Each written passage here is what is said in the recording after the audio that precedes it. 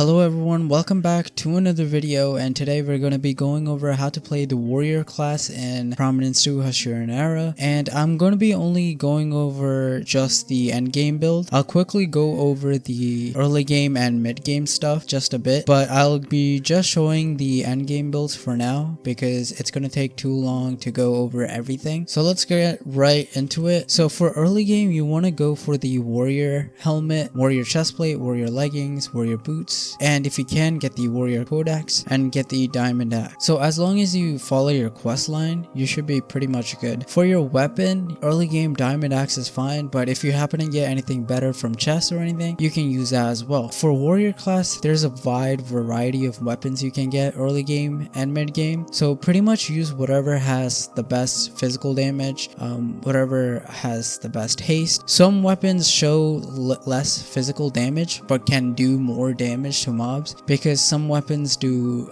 magic penetration and has higher lethality. And if you don't know what those terms mean, you can go over to your quest line, go in the combat and gear section, and over here at the top it shows you what everything does. Basically here you can see physical damage, lethality, and magic penetration. You can see all the details of what these do in your quest line. Gear that we can get is the berserker gear. All you have to do is get the berserker's gear, which takes some chain, netherite, and leather. You can keep on using the warrior codex pretty much all the way from early game to end game, so that's why I have it all for all these armor. The next set of armor that we can get is netherite berserker. You just upgrade it in your smithing table, and then you can just upgrade it with a black bolt of fabric and a block of redstone, and this is how you get the fabric. Quick tip, if you want to reforge your gear, I would recommend getting the best reforge you can get on the berserker stuff first, then upgrading to netherite, because if you upgrade it then you try to reforge it, it's going to take a harder material to reforge. So first reforge on your berserker gear or warrior gear and then upgrade it. That way you will keep your reforge and enchantments on your gear. The next set of armor you want to get is the dark gear. To get the dark gear, you just upgrade your netherite berserker stuff from the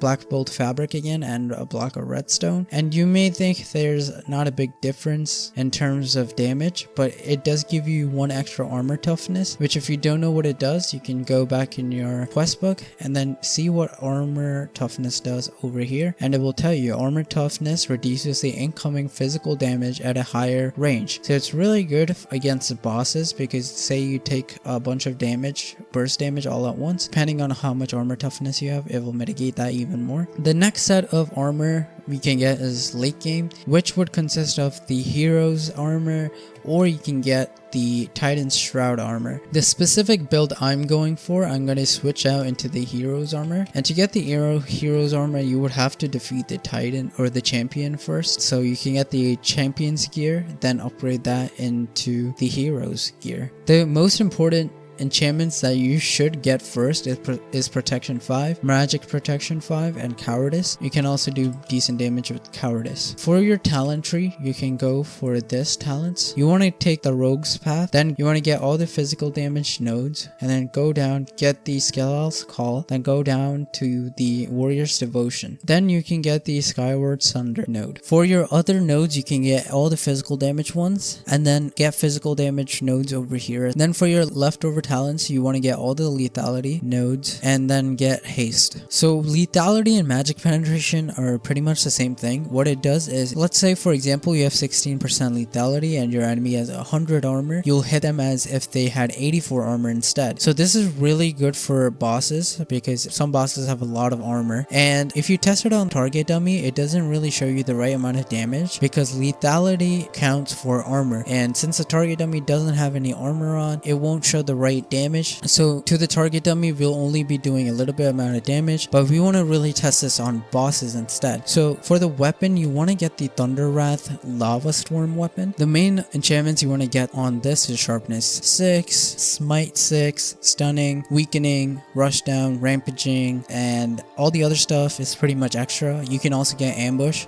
Basically, if you sneak, you do more damage. For your talent tree on the artifact weapon, you can follow this one. Then you want to get the Valkyrie's Call as your passive ability. You can also use Health Flask to keep your health up, and get Potion of Strengths to do even more damage. For your accessories, you want to get the Charm of Regeneration with a hardening crystal applied onto it, so it has infinite durability. Warrior's Codex, the drinking hat so you can drink your potions faster. Monocle for night vision. Amulet of Torture, which is found in end chests and any end chest. You can get any Elytra Wing. Undying Soul, which lets you recover any damage taken as health. You want to also get a Turtle Bracer and a Power Glove. The Power Glove will give you even more physical damage and will increase your damage overall. You want to get 2 Rings of Fury, which will increase your physical damage by 12%. You can get a Crystal Heart as optional. This will give you plus 10 health. You can get any one of the Thigh Highs as well, because this will let you take 100 blocks of fall damage. You can also get the Running Shoes, which will increase your movement speed while sprinting. Alright, so now I'm going to test my damage against a boss. I'm going to spawn in a Mythic 22 boss, so it's fairly hard to do. It looks like it's going to spawn in the Concierge, so let's spawn this in. And already it's taken some damage, as you can see from the health bar.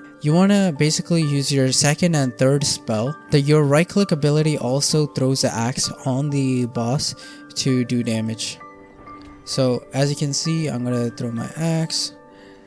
I'm going to do my second and third spell to enrage us, and then basically you can see the health bar is going down fast. Our fourth spell is really good also, because look how fast the health bar is going down on the boss. You can also use your special ability. Also, I forgot to do this, but you can drink your potion of strength and drink health flasks to keep your health up. And health flasks are pretty easy to get. You can easily get that in the dimension. I forget the dimension name, but so yeah, you want to just keep on using your spells. So this, since it's a Mythic 22 boss, it has a good amount of health right now. It also has weakening on it from our second and third spell. And also the regen that you get from this is pretty good as well. As you can see, every time I hit the mob, I regen a bit, so I'm never actually going to die. Unless I'm really not attentive to my health. But you can tell the fourth spell does a lot of damage to this. And yeah, it's that easy to kill a Mythic 22, guys. The other path you can take as a warrior is for the Death Knight. And for the Death Knight, you follow basically the quest line here, and we'll go through this. For the Death Knight, you can go in 2 directions here. One is for Frozen power and one is for Unholy power. At the end, you can get the Frostmourne as your main weapon. Early game, you can get pretty much the Hood's Death Call, this armor set right here. The details of each path is set here, so as you can see, for Frost, it's pretty much high attack speed, DPS focused, and for the Death Knight, it's focused on burst AoE damage. And then the third type is Blood, but it's part of the tank class. If you go for the Protector's path right here, you can go for the Blood Devotion, but that's another video as itself. Let me know if you guys want a video on the Protector's path. There's a really good build that you can get on there with 1,000 health, but it's only recommended if you're playing with a party, because the Protector's path by itself is not really that good in terms of damage, but it's really good for health and survivability. Anyways, for mid game, you want to go for either the Unholy Devotion with the Tome of Unholy Teachings and 2 Signet of Deaths and 1 Echoes of Damned, and you can get these in the end structures in any one of the end chests, or you can go for the Frozen Devotion, which is the Helm of Frozen Champion. You get the Eternium Rune Blade as your weapon, you get the Ring of Eternal Winter or the Dragon's Bane, and then the Tome of Eternal Winter. And for your end game build, you want to just replace the helmet with whatever is listed here, and then you can get the Frostmourne Blade of the Fallen King. So I'll show you guys this build in practice. First off, let's go for the Unholy Plaguebringer set. Alright, so now we have the Plaguebringer gear.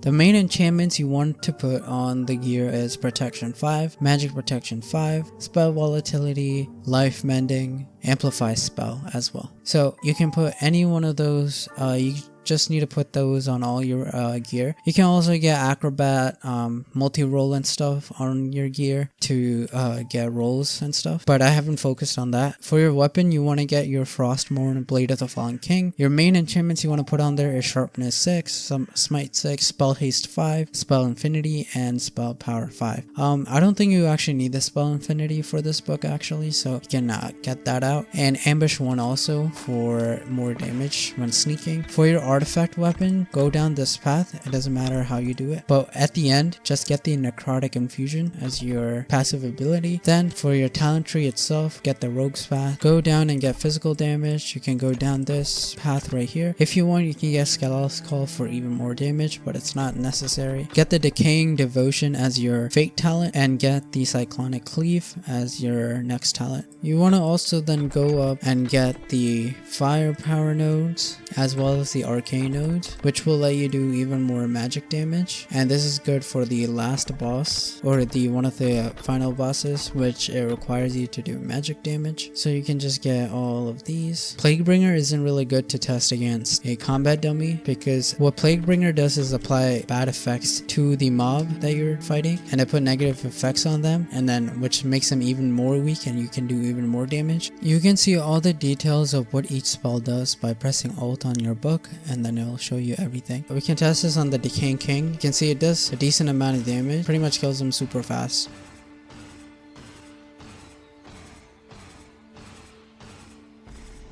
Alright, so the next warrior build that we'll go for is with the Frozen Champion gear. So this will do a lot of frost damage as a warrior. So for this build, that you want to get the Helm of Frozen Champion, Chestplate of Frozen Champion, Leggings of Frozen Champion, and Boots of Frozen Champion. For your enchantments, you want to basically get Amplify spell on everything, Protection 5 and Magic Protection 5 on everything, as well as Soul Frost 5 on everything. This will let you do more frost damage. You can also get other enchantments, multi-roll, respiration, you know, all the other random enchantments that you would want, like acrobat as well. You can get those as optional. For your weapon, you want to have a Frostmourne Blade of the Fallen King as your weapon, and you will also want a Frost Claymore as your other weapon, and you'll see how these two weapons come in hand.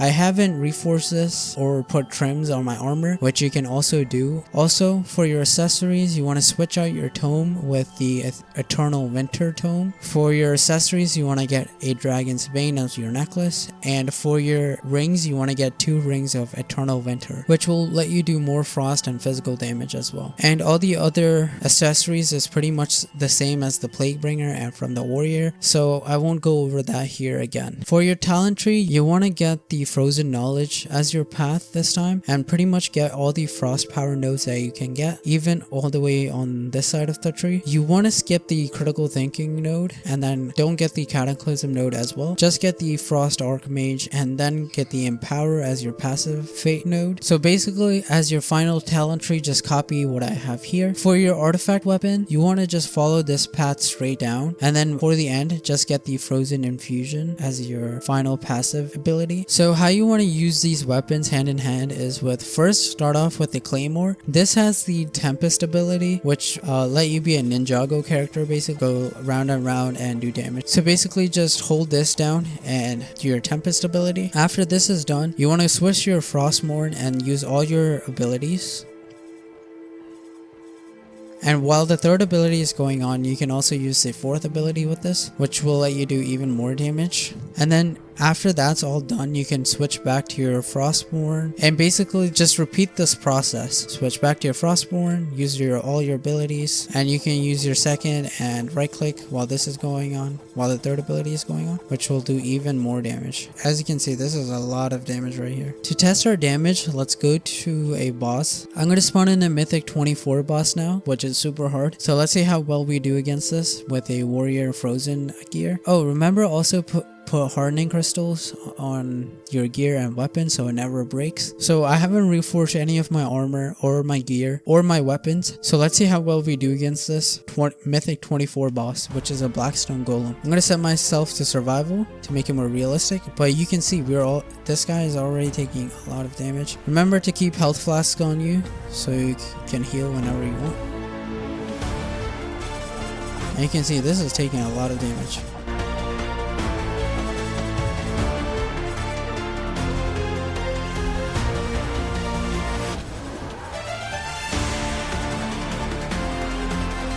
I can't get close to it at all right now.